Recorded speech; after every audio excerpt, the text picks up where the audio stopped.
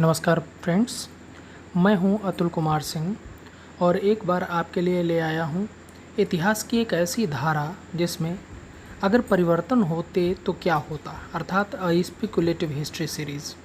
और गांधी जी बच गए।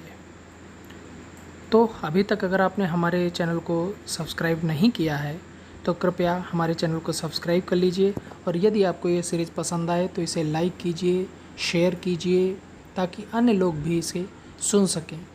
कमेंट्स ज़रूर कीजिए। Thank you. और गांधी जी बच गए।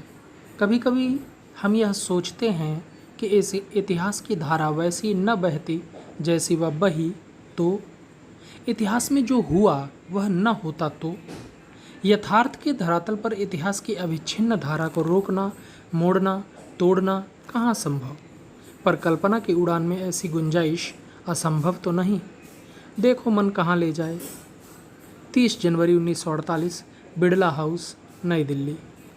नाथूराम गोडसे और उनके साथी नारायण आप्टे एवं विष्णु करकरे तय वक्त पर बिड़ला मंदिर में प्रवेश कर चुके थे। योजनानुसार नाथूराम गांधी जी के आने का इंतजार कर रहा था। उसके कोट की जेब में दाईं तरफ बैरेटा कैल 9 पिस्टल और 16 गोलियां पड़ी थीं, जो उसने और आप्टे ने ग्वालियर के किसी डॉक्टर दत्तात्रेय परचुरे से खरीदी थी। तय हुआ था कि जब गांधी जी प्रार्थना सभा में आएंगे तो गोडसे उन्हें वहीं गोली मार देगा। गोडसे ने आप्टे को अपने दाईं ओर तथा करकरे को बाईं ओर रखा था, ताकि अगर भीड़ में कोई व्यक्ति गोडसे को रोकने की कोशिश करता तो वे दोनों उसे धक्का देकर गोडसे को वह करने में मदद करते जिससे मानवता का वह पुजारी थोड़ी ही देर में दुनिया छोड़ देने वाला था। गांधी जी समय के बड़े पक्के थे, लेकिन आज पटेल से बात करते करते उन्हें समय का बोध ही न रहा। विषय ही कुछ ऐसा था।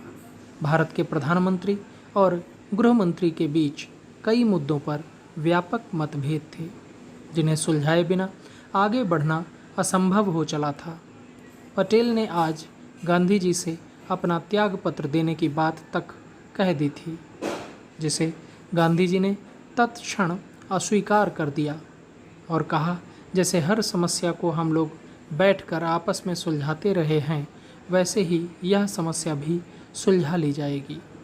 हालांकि इस बाबत उन्होंने माउंटबेटन से भी नेहरू और पटेल के बीच मतभेदों को दूर करने के लिए गुजारिश की थी, किंतु आज मामला गंभीर था। पटेल जैसा परिपक्व नेता आज त्यागपत्र देने को कह रहा था, मतलब उन दोनों के बीच सब कुछ ठीक नहीं है। गांधी जी जैसा कि अन्य मुद्दों पर भी करते थे, इस मुद्दे पर भी आपसी समन्वय की बात कह रहे थे। मनु और आभा, उनकी दो बैसाखियां, इतने गंभीर विषय पर चल रही चर्चा में व्यवधान डालना नहीं चाह रही थीं, वरना 5 बजे से ही गांधी जी की प्रार्थना सभा प्रारंभ हो चुकी होती, किंतु अब अधिक विलंब हो रहा था। मनु ने उस कमरे के बाहर से ही गांधी जी को अपनी घड़ी दिखाते हुए इशारा किया। गांधी जी ने भी अपनी पुरानी घड़ी देखी। वे अचानक उछल पड़े। पटेल से बोले, यह समय तो ईश्वर की प्रार्थना करने का है। ऐसे में मैं चलता हूँ, बहुत देर हो चुकी है। पटेल भी उठे और गाड़ी में बैठते हुए निकल गए। आभा और मनु ने गांधी जी को सहारा देते हुए प्रार्थना सभा की ओर चलना प्रारंभ किया। इधर नाथूराम गोडसे एवं उसके साथी बेचैन हो रहे थे, क्योंकि आज आवश्यकता से अधिक विलंब हो चुका था। विलंब का कारण वे जान नहीं सके थे। ऐसे में उनकी धुकधुकी बढ़ती जा रही थी। उन्हें लगा, कहीं ऐसा तो नहीं कि किसी को हमारी योजना का भान हो गया हो। A.N. भाटिया नामक पुलिस अधिकारी फ्लू पीड़ित D.W. मेहरा के स्थान पर सादी वर्दी में गांधी जी की रक्षा के लिए मौजूद था, क्योंकि गांधी जी पर अभी 20 जनवरी को ही एक बार प्राणघातक हमला हो चुका था, किंतु वह बच निकले थे। इस बार पुलिस कोई जोखिम लेना नहीं चाहती थी। मनु और आभा का सहारा लेकर धीरे धीरे गांधी जी प्रार्थना सभा की ओर चले। गोडसे एवं उसके साथी तैयार थे। गांधी जी ने अपने दोनों हाथ जोड़े सभी का अभिवादन स्वीकार करते चले आ रहे थे। गोडसे ने कुछ कदम आगे बढ़कर अपने दोनों हाथ जेब में डाले, फिर अपना बायां हाथ बाहर निकाला और दाहिने हाथ से अंदर ही अंदर पिस्तौल का सेफ्टी कैच उतारा। इस सेफ्टी कैच उतारने की आवाज़ इतनी मामूली भी न थी कि A.N. भाटिया के कान सुन न सकें, लेकिन वह यह न जान सका कि यह आवाज़ कहाँ से आई है। किसी अनहोनी की आशंका से वह गांधी जी के और पास आ गया, बिल्कुल दाहिने। उधर गोडसे भी सामने से चला आ रहा था।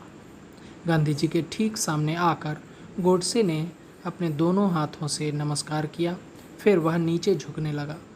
मनु ने समझा कि वह गांधी जी के चरण स्पर्श करना चाहता है, जो कि हुआ भी यही। गोडसे ने गांधी जी के चरण स्पर्श किए, फिर जैसा कि अक्सर होता था, मनु ने विनम्रतापूर्वक उसे एक तरफ हटाना चाहा, यह कहते हुए कि हटिए भाई, आज गांधी जी बहुत विलंब। कथन पूरा होता उससे पहले ही मनु को गोडसे ने एक जोरदार धक्का दिया। वह लड़खड़ा गई। अब गोडसे अपनी पिस्तौल तानकर गांधी जी के एकदम सामने खड़ा हो गया। भाटिया, जो कि एक चुस्त एवं फुर्तीला पुलिस अधिकारी था, गोडसे पर झपट पड़ा। गोडसे अपनी पिस्तौल के साथ गिर गया। आपटे और करकरे कुछ कर पाते, इससे पहले ही भाटिया के सहयोगी पुलिसकर्मियों ने उन पर काबू पा लिया। उन सभी को गिरफ्तार कर लिया गया और गांधी जी बच गए। Thank you.